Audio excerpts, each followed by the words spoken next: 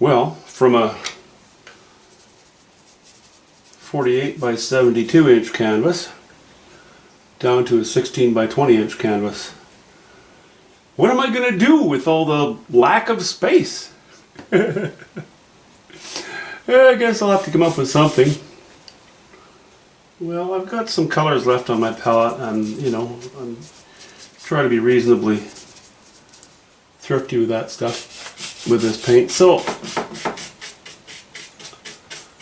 I'm not going to do any painting tomorrow, so I may as well, it'll be stiffened up by Monday. So I'll just use this up. I'm just using a bit of raw umber, yellow ochre, burnt sienna. I like it. It's a nice combination. Kind of warm. Make sure I get around those edges. Those edges are a little bit rounder, and I always try to spill onto the edge a little bit, just in case the future owner of this painting doesn't want to put a frame on it. Then they can simply wrap around the outside with black hockey tape or white hockey tape or whatever to tidy it up, Even sometimes I've had requests to paint the edges with a dark color. I know that there are sometimes occasions where you would paint the painting and then paint around the edge, but this is a canvas designed to be framed. It's only, what is that, 3/4 of an or 1 inch deep, I guess. And then when you get into well, what are actually called wraparound canvases,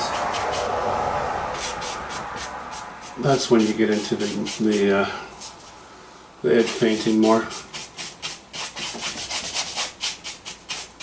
And personally, I have only done it once because it was a request. It was a request from a couple who commissioned me to do a very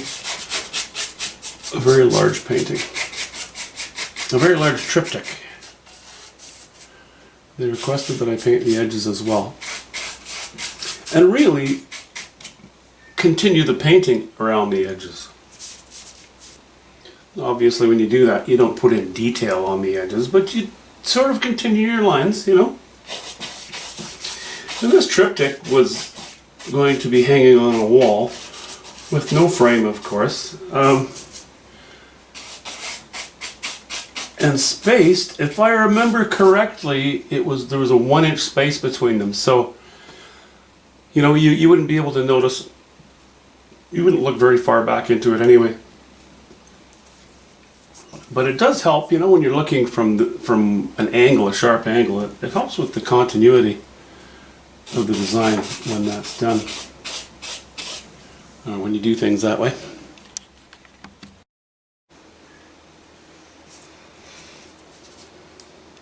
So I would use a foam brush, which of course once you're done using it you throw it away. I have this old number 8. Look at the shape of it. Unless I'm doing a massive brush painting, that would be sort of in a technique that's not my own usual style anyway. I don't have a lot of use for it. So I hang on to these brushes, these worn out brushes, to stain canvas.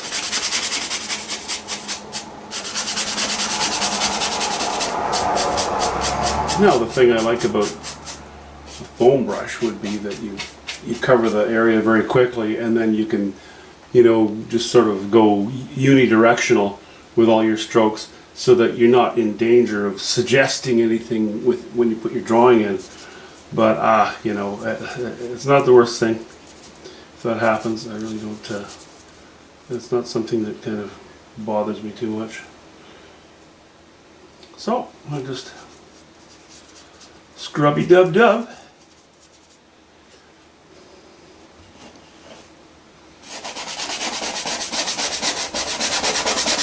I don't know.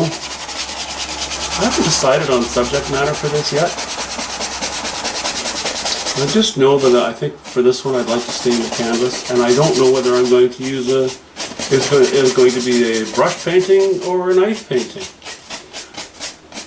As you know, I don't combine the two, except in the case with a knife painting, where I will use a very small brush to cheat, you know, in very small spots, to apply, maybe reapply a line or get into a tight situation that's difficult for a knife.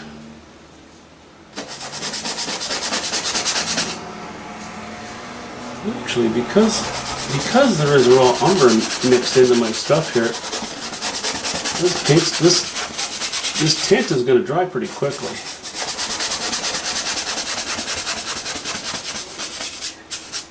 So who knows? It's still early in the day. I may get something done yet on this. We'll see. My wife has ventured off to town. I'm left all by myself with no responsibilities. So, as with any child who's left with too much time and no responsibilities, things could go wrong very quickly. But I'll try to behave. I know I'm just rambling, but you know, I don't have to think too hard when I'm doing this. I do tend to go a little lighter. You know, I'm a landscape painter, so generally, it may not end up being the case, but generally I go a little lighter on the upper part. Landscape painting shapes are typically horizontal.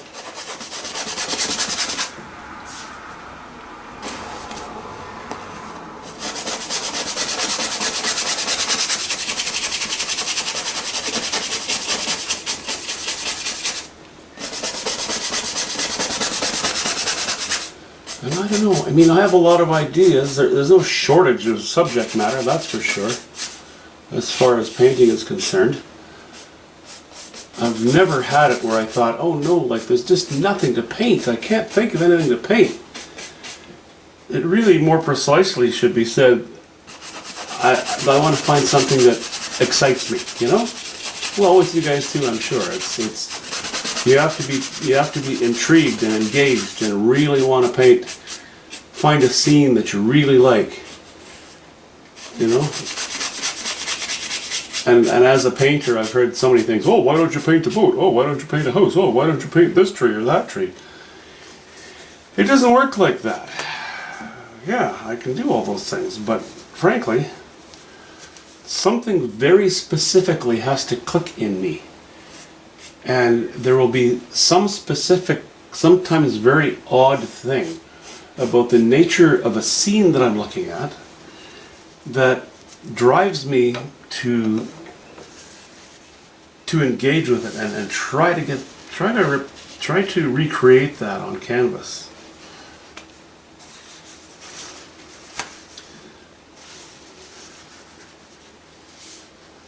And yeah, so like I say, there's no shortage of ideas. It's just a shortage of, what am I in the mood for? So you can go to a restaurant, and the person you go to the restaurant might make all kinds of suggestions, you know. Why don't you have the ocean perch or a filet mignon,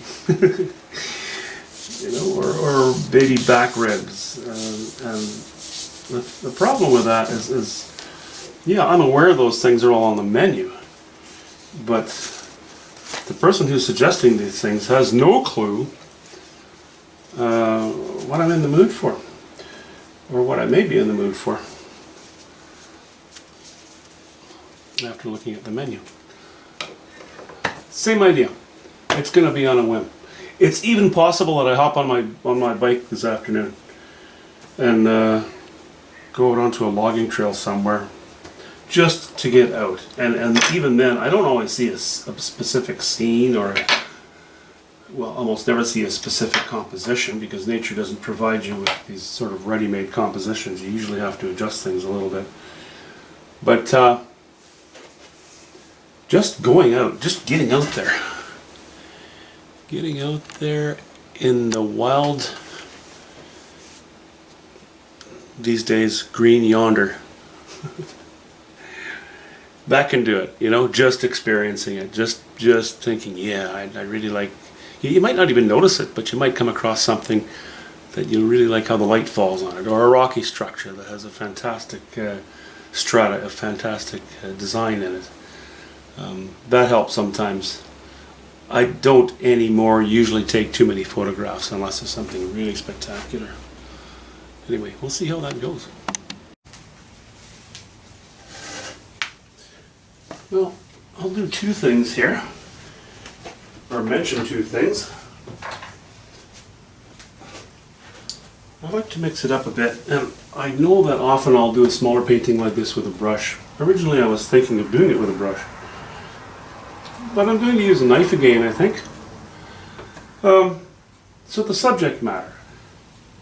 I'm going to do a spit of land coming in here, the edge of an island or something, and then something distant hills. Try to include a substantial amount of sky in the painting, without having my scene down here. I don't want that. I'd like to have it sort of halfway up-ish. So I think what I'll do is, if we lay in our closest shore, our closest shoreline right around here.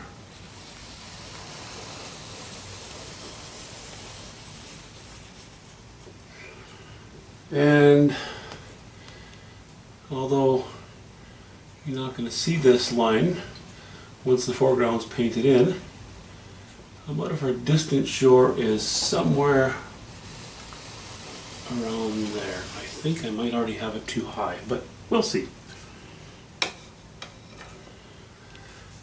Now, I don't want the tallest tree to be too high on here either. I would like it to be maybe location this way around here, and that might also be the height of the tallest one right around here. Yeah, let me just put a line or two in here and let's see what happens.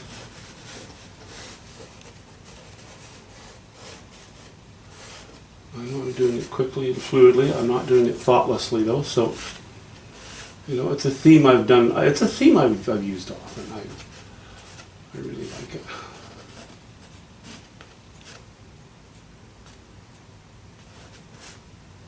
Oops.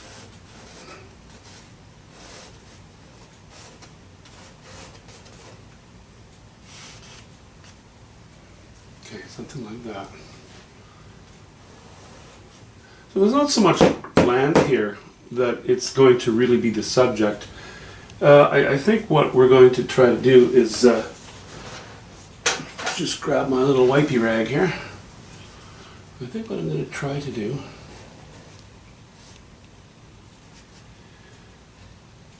is make the interesting part about some intensity of some wild sky adjacent to this darker foreground treed area.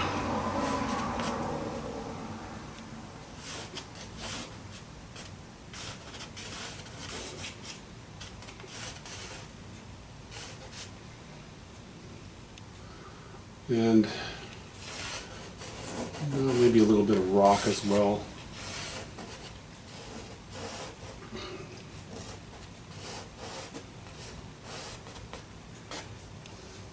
I think that rocks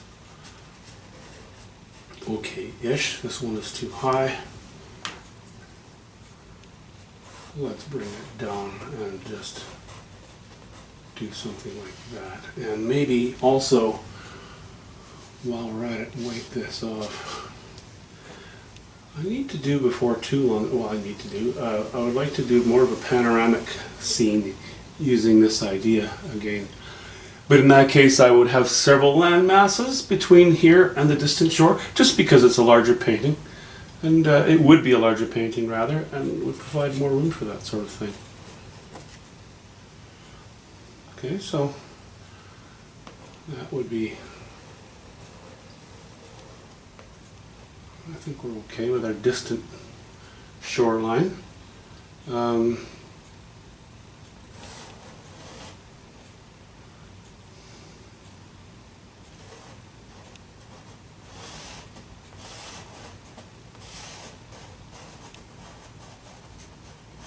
It's not miles off in the distance, but it's not close either.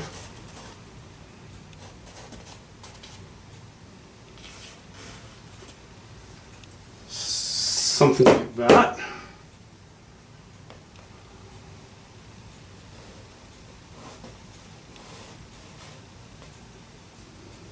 Okay, we're going to have a wild sky. We have enough water to allow for the repetition of not calm water either, because I think I'd like to put some life into this water. All right, I think I'm happy with this line, so I'm just going to reassert it, make it a little stronger.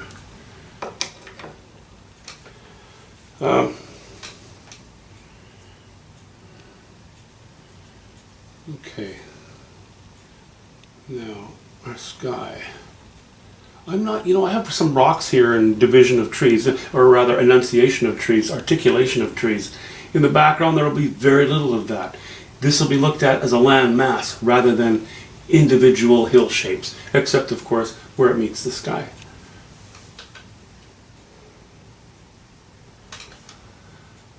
Okay,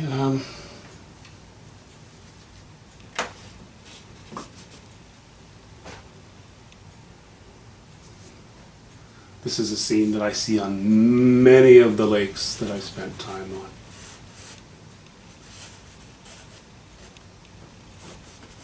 A lot of good memories from my years of boating and what have you.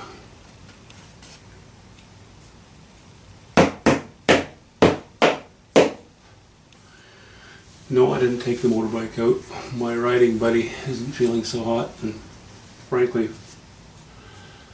without him being game, I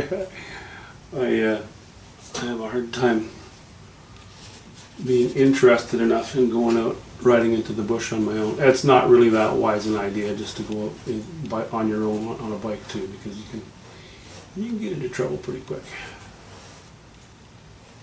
I like to ride like an old man. The problem is I tend to start enjoying things pretty quickly and then I push my luck. It's something I've done not too long ago on my bike, and those spills hurt more than they used to. Okay, so this will be more or less shadowy in the foreground. That'll be incurred upon by some light here. I'm not going to worry. I don't have to sketch that in. I don't have to sketch that in. What I think I would like to do though is put some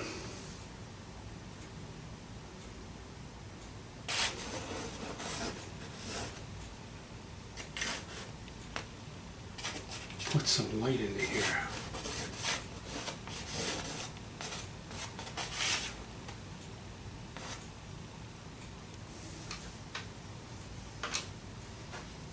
Okay,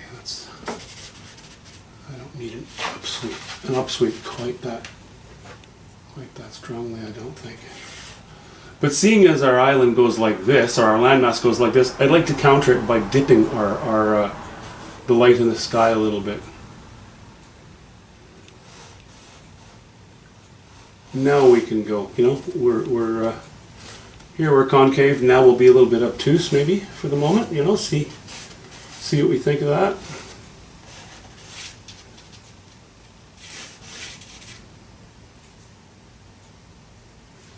Okay, still a little high, it's a little busy. We'll cut down about here.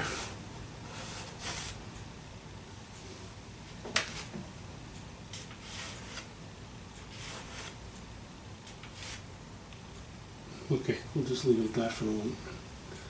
For the moment, we will leave it.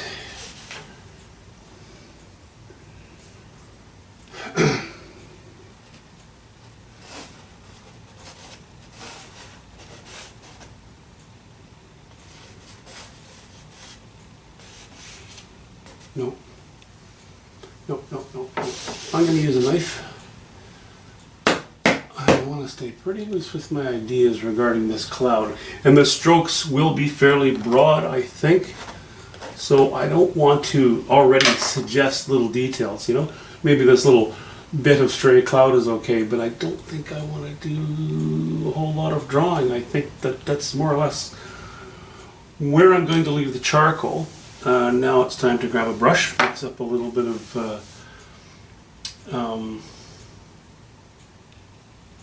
ultramarine blue and a bit of raw umber. I did buy some raw umber. Well, a couple of changes in my charcoal here.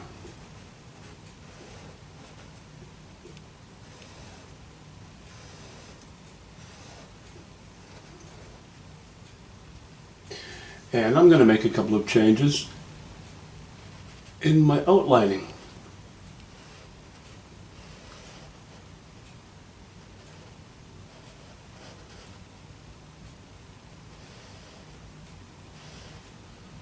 Just, you know, as usual, trying to improve things a little bit as we move along.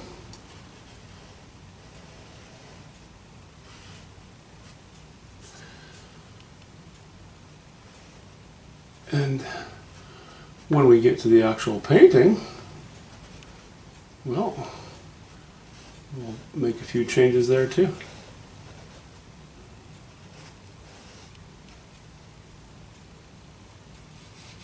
I'm not getting detailed. I'm staying away from that completely. I'm going to put details in, or very much in the way of detail anyway. That'll come later. I'm not going to worry about that right now.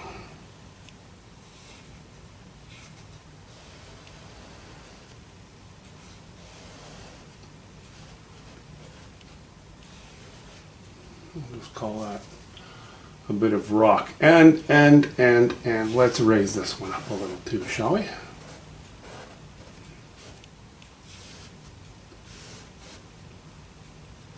And I decided to make this into, rather than just a bit of rock and then another bit of rock, I thought, well, let's just extend it out into the water a little bit. Okay, I'm going to paint this line in.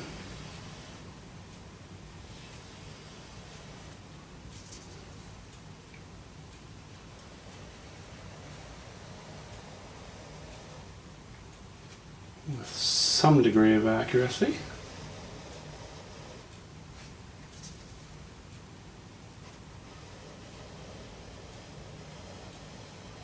You can taper off as it goes off to the right, that's okay.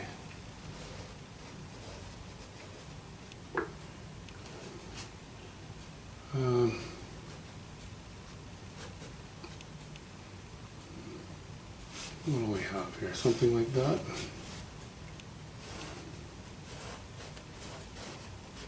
I don't know. It's not that important at the moment.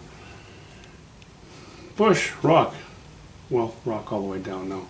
Stone, bedrock. Whatever you want to call it. Okay, details. Minor stuff.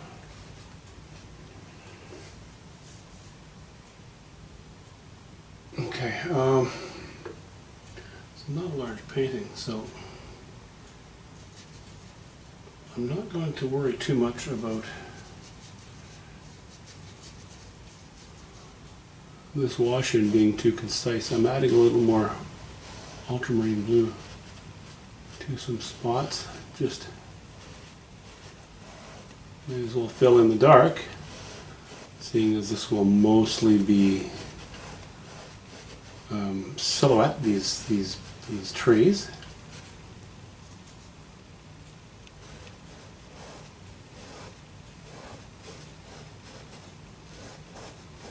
And we're not going to put color on this one either. We're just going to not going to have something bright red or yellow or anything on the edge of the painting, because that's not what this painting's about.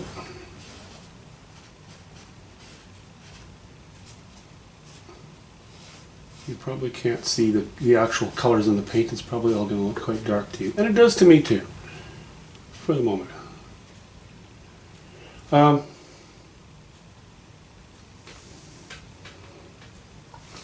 Okay, now I'm just going to go with straight raw umber to wash in these rocks. It still has, you know, I'm contaminating the area that I had ultramarine blue in. I'm just adding raw umber to it, that's all.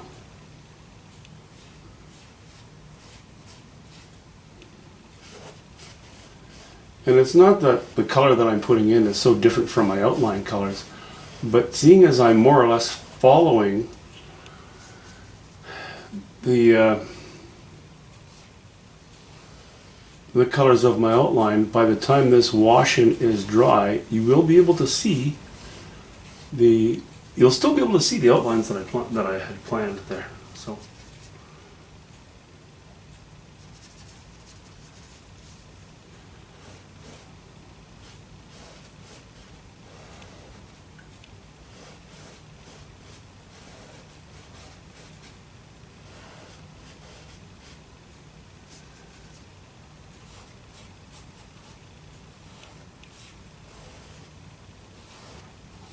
okay. There, that gives us a nicely shaped blob to work with. I like blobs. Blobs are good. Now, seeing as we're going off into the distance, what I'm going to do is use a little bit of cobalt blue and just add that again. I'm just contaminating my pile again. It still has a little bit of ultramarine blue. It still has a little bit of raw umber in it. But I'm going to contaminate it with cobalt blue because, again, when it's dry,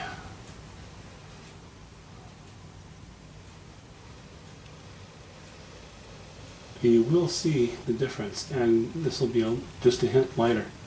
Just a bit lighter. Which is good because it's further away. Your lines, as they get further away, become less distinct, as we know. Okay, and let's see what we do with this little bit here.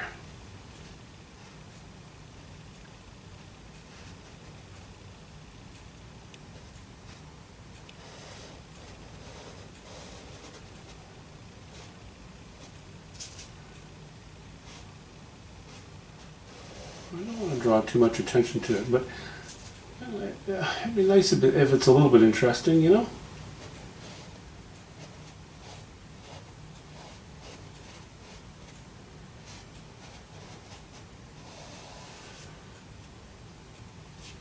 My wife and my sister-in-law took my mother-in-law to Harrison Lake today to get out, and that kind of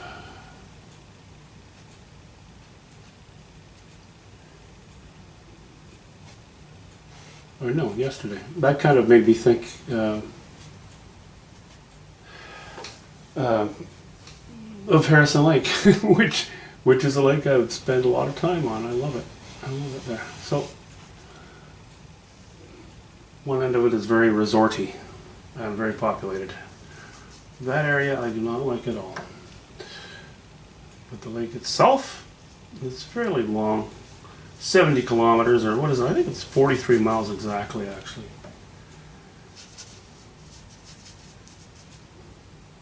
So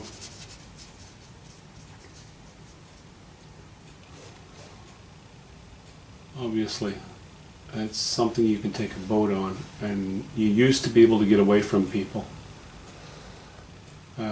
It became less so in recent years as the population here has just boomed.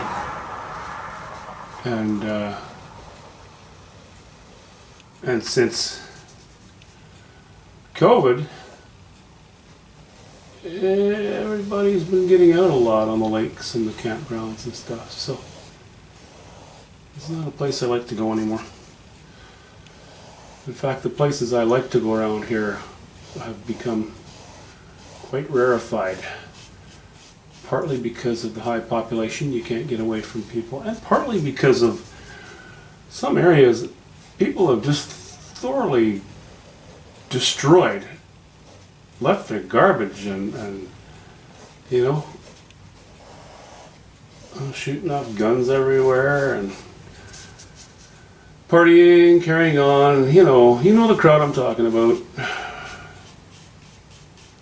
And I don't hold it against people to carry on and relax. I mean, when they're camping, this is what people do. They become loud, obnoxious. Sometimes they can, more drinking goes on. That's all up to them. But unfortunately, we've also turned into more of a society of people who have no regard for our neighbors, and that's when it's just more stressful and less relaxing. Anyway, I hope I've cried. I hope I've shed enough tears over the last couple of minutes. Okay, that's our landmass. Pretty simple form, really, all in all. Not much to it, but as I said, the subject matter is sort of this and this. It's really going to, put it this way, the focal point, the subject matter, of course, is the entire painting. The focal point or focal area is going to be around here more, and some reflection in the water on the lake. So, I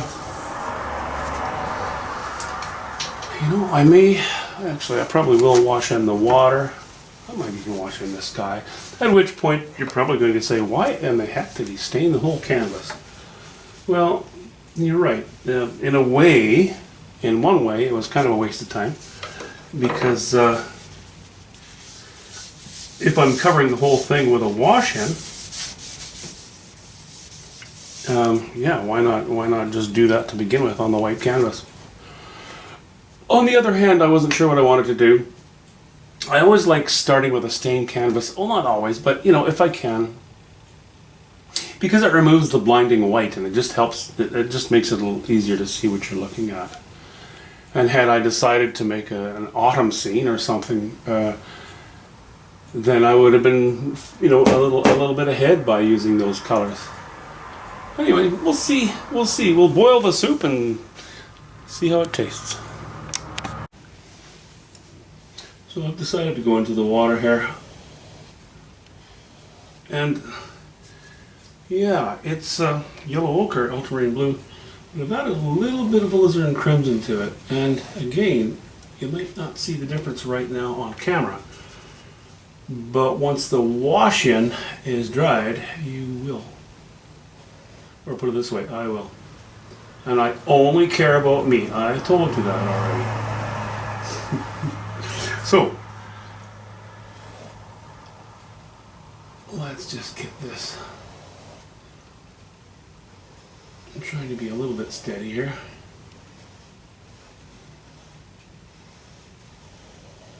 Let's get this water washed in between the near and the far.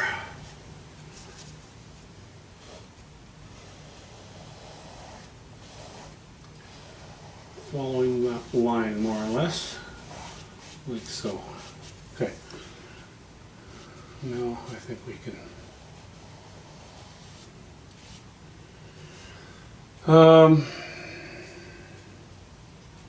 Now let's grab my scruffy brush here, because now we're just going to get into more blue, and my scruffy brush is at the end of its life, so I'm not too worried about it.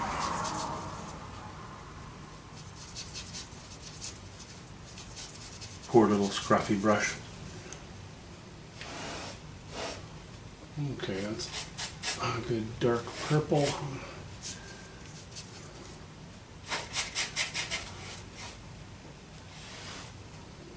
Because there's very little. Well, I'm pretty much just using ultramarine blue and alizarin crimson now. It's contaminated with a bit of the other stuff, not much though.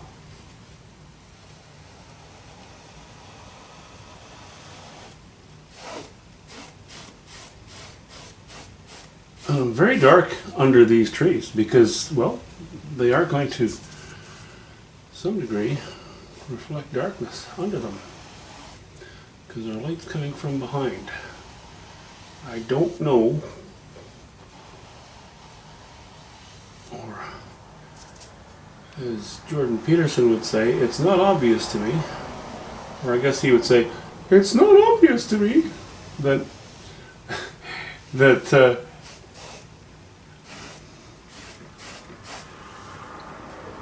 that I'm going to have much light shining on this at all, or even this shore. You know, I think it might just end up staying pretty dark. So let's just do that. I always say that it's easier to go darker than it is to go lighter with oils, and not just oils, but my technique sort of thing. Even though all this water is going to be dark.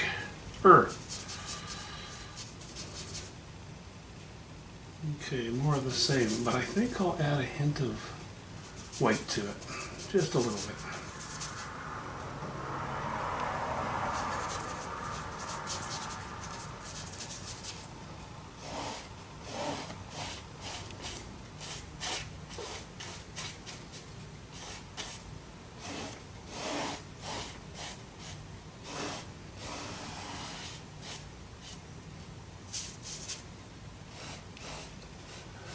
So I think I've explained it. Please don't leave in the comments section,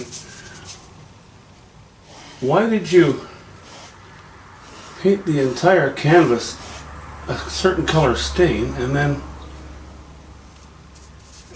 paint over all that stain?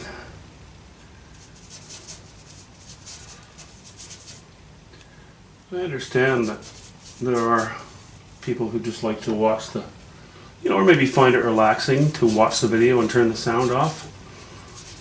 But if it engages you enough to have a question, then I would appreciate it if you just listen to the video, because often questions are answered in the video.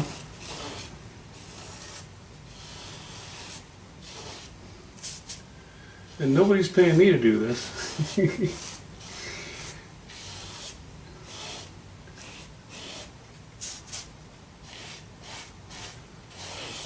Okay.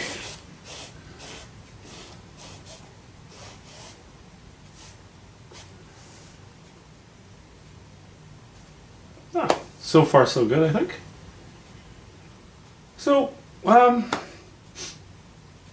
yeah, we'll consider this part the cloud, this part the light-ish, hey, roughly. Let's, if there are highlights, the lightest part of the painting will probably be around here, right? So the light will be from far above. Highlights on here will mimic these colors, but the base color of the water here is going to be purple. And even, even back there will be a bit purplish. So, I think, I'm sort of guessing, sort of not. So what I'm going to do though, is take a little more alizarin crimson. I mean, I do like a purple painting. I haven't done one for a while. So I might just take more alizarin crimson, ultramarine blue, and add a hint of raw umber to it to keep it knocked down a bit, just a bit, because I don't want the real strength to come through until I'm laying the actual paint on there, right? Okay, I mixed it with my scruffy brush. Now I should actually take my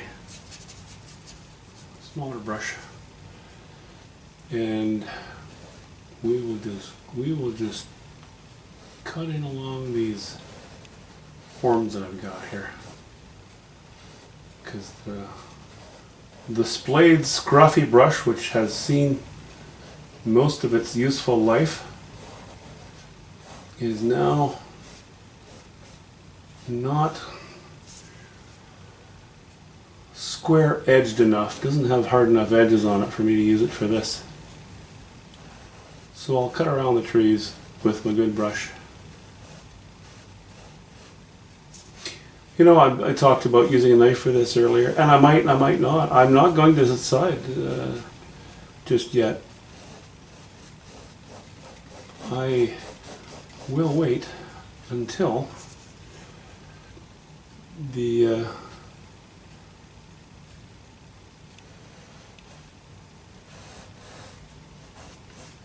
painting's washed in. Should I even go there? Yeah, I'll go across the top of that for the moment. I can always cut into it later. You know, I can always drop this a bit if I need to, but right now I'll just stick with this idea.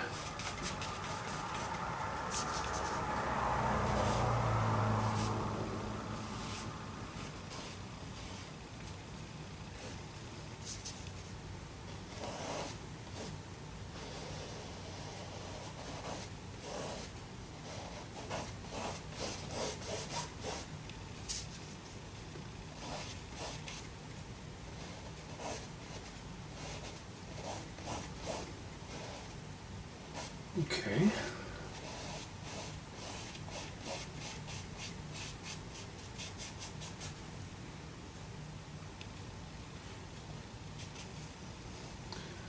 Set that brush aside now. Go back to our dyeing brush. Mix up a little more of the color that I'm after.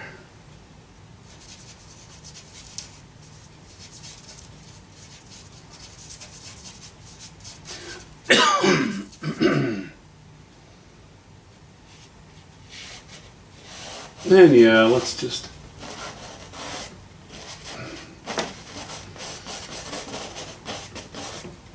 say that that's our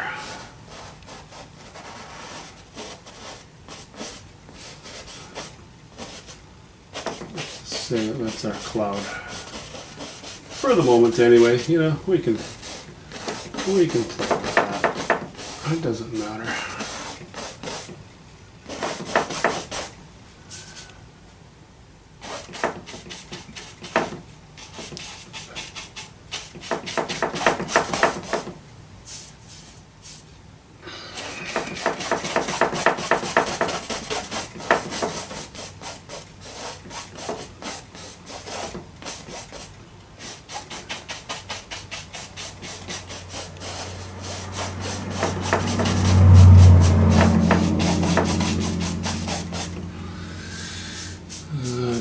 Up enough? No, I don't think so. Well, maybe.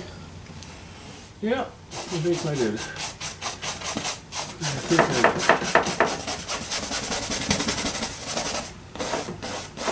So yes, this is, you know, this area is a large mass of just sort of one color-ish. It's okay, I'm not going to throw details in there. I'll do that when I'm getting ready to. Okay. Now let me get a blob of yellow ochre and the alizarin crimson. And I'm using my dirty scrubby brush because I don't want this to be a really strong line just yet.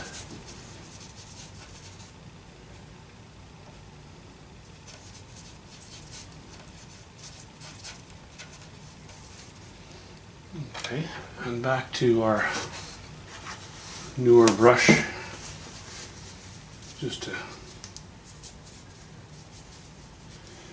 cut around this spot.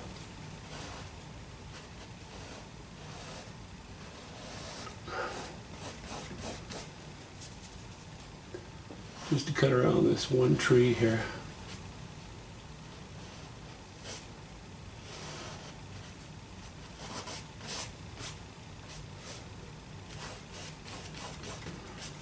Okay.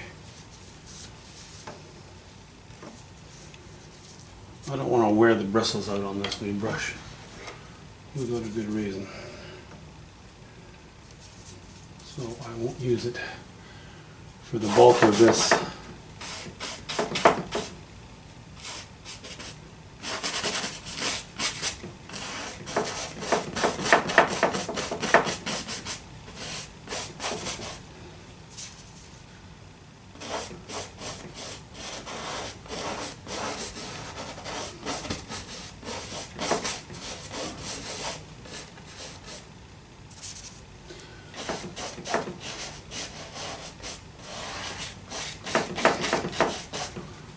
Looking pretty dark now, eh? It's okay.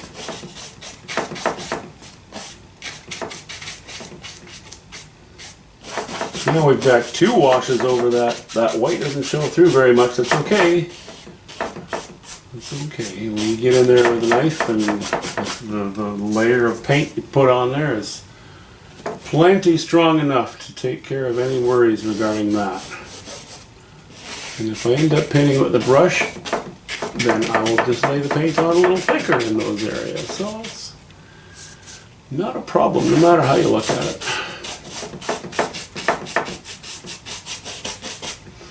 This isn't glazing, that's a whole different thing. And that's when you want some light to show from behind. And that's typically, well, it's a lot easier to do with acrylics actually. It's less time consuming because acrylics dry so quickly. Okay. Okay.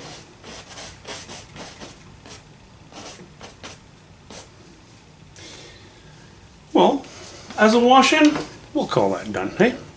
We'll talk to you soon.